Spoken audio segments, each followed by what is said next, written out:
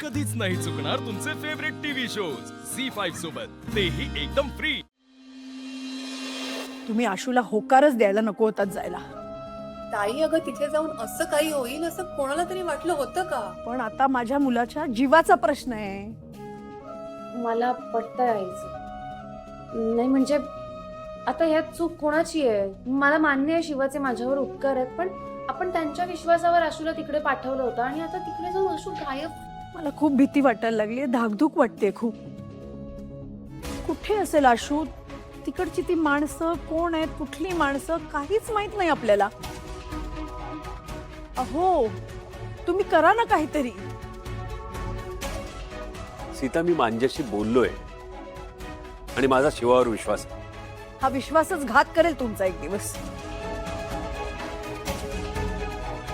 ताई अगं आशूला काही होणार नाहीये आणि शिवा आहे ना तिथे, ती त्याला काही होऊच नाही देणार। बास बास करा तुमचं शिवापुराण। ती मुलगी या घरात आल्यापासून फक्त संकटच येत आहेत। ती माणूस म्हणून कितीही चांगली असली ना तरी आशूसाठी ती योग्य मुलगी नाहीये। आज आशूवर जी काही परिस्थिती आली आहे त्याला जबाबदार तीच आहे। सीता, हे असं बोलून काही होणार नाहीये। तू जरा शांत राहा आणि स्वतःला त्रास करून घेऊ नकोस। मग भाऊ करा ना काहीतरी, काहीतरी करा, फोन करा तिकडे, नाहीतर आपण सगळे तिकडे जाऊया। एक काम करूया, तिकडे पोलीस स्टेशनला आपण कळवूया, नाहीतर काहीतरी करूया। हा, कीर्ती बोलते ते मला वाटतं बरोबर आहे। आपण आता जर निघालो तर पोहोचू आपण। हा अरे नाही, ते इतकी जवळ आहे का ती जागा? जायला वेळ तर लागेलच ना। मग काय करायचं? नाही इथे असंच उभं राहायचंय का?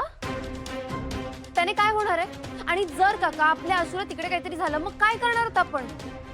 कीर्ती, तू जरा शांत बस। तिथे काय परिस्थिती आहे हे तरी आपल्याला कळू दे ना। शिवा आणि आशू ज्या घरात राहिलेत त्या घरात लग्न आहे। आपण जर पोलिसांना सांगितलं आणि पोलीस जर त्या ठिकाणी गेले तर वेगळंच होईल काहीतरी। मला बाकी काही कशाचंही पडलेलं नाहीये। मला फक्त माझा आशू सुखरूप यायला हवाय। सीता, शिवानं आजवर दिलेला शब्द कधी मोडलेला नाहीये आणि शिवाचं आशूवर किती प्रेम आहे हे आपल्या सगळ्यांना माहिती आहे। शिवा लवकरच आपलं आशूशी बोलणं करून देईल, तेव्हा आपण कोणीही तिथे जाण्याची घाई करण्यात काही अर्थ नाहीये। ठीक आहे, तुम्हाला नाहीये ना तुमच्या मुलाची काळजी? मला आहे, मी जाते। सीता, नाही, मला माझ्या मुलासाठी जावंच लागेल आणि मी जाईन। सीता, रागाच्या भरात काही करू नकोस। सीता मागवत, सीता आई काय भाऊ भाऊ बघा ना प्लीज, काकू पाणी आण। आई आई आई इथे बस, बस इथे बस। काकू पाणी आण ना। उर्मिला,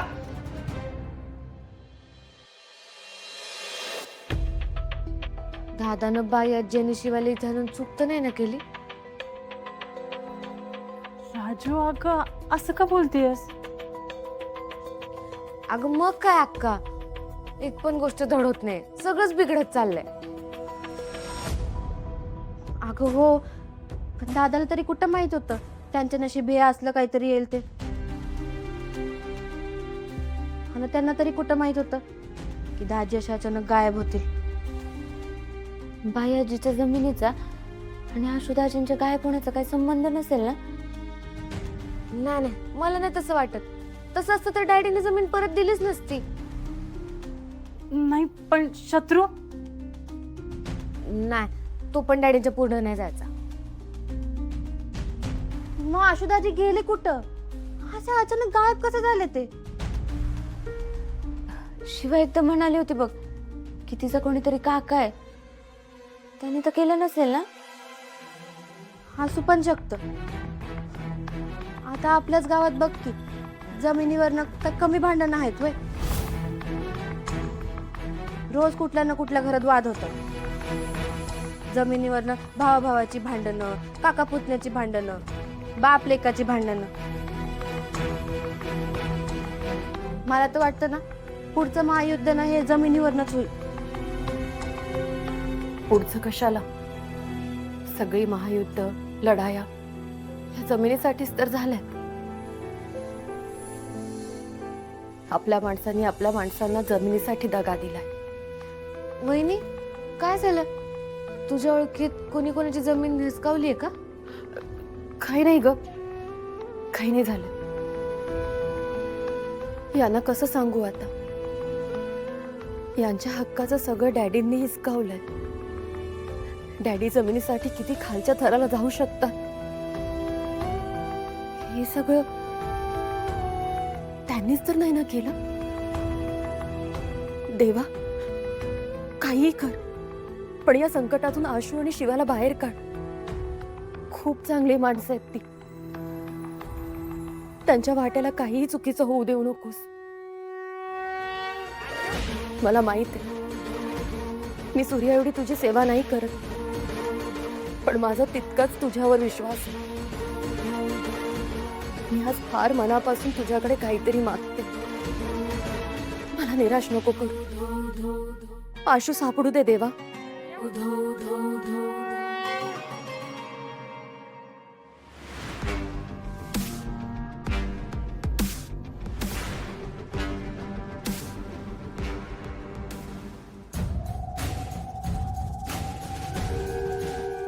ए चल की पटकन सोड सोड.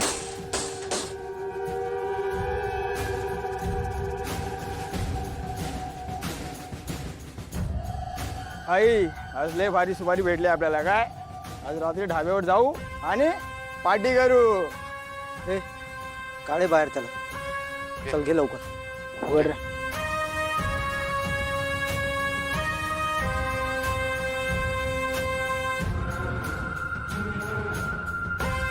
ए भाई, हे बेशुद्ध आहे आता. अरे बेशुद्ध असो की शुद्धीवर असो, तसं पण याला कायमचं बेशुद्धच करायचं आहे. आणि इथे पाणी पण खूप जास्त खोल आहे. चला घ्या याला, याच्यातच देऊ टाकून. भेटू कायमचा. बागे छत्री. एक गोष्ट आवडली आपल्याला चिरंजीवांची. कोणती? यांना बी जमिनींचा नाद आहे. या जमिनी ताब्यात घेताना आपल्या अंगलट काही येणार नाही याची वाईच काळजी घेत जा. बाकी हे जमिनी हिसकणं आता आपला खानदानी धंदा आहे. आता तुम्ही बी त्या धंद्यात उतरल्यावर म्हणल्यावर स्वागत आहे तुमचं. बरं वाटलं आम्हाला. डॅडी, अहो शेवटी तुमचंच रक्त आहे शत्रुबाई यांच्यात. फरक फक्त एवढंच आहे की आमचं रक्त अनुभवानं असेल म्हणा, पण जेव्हा पाहिजे तेव्हाच उसळ्या मारतं आणि यांचं बघावं तेव्हा उसळ्याच मारतात. झी5 ॲप डाउनलोड करा आणि पहा सर्व एपिसोड्स एकदम फ्री.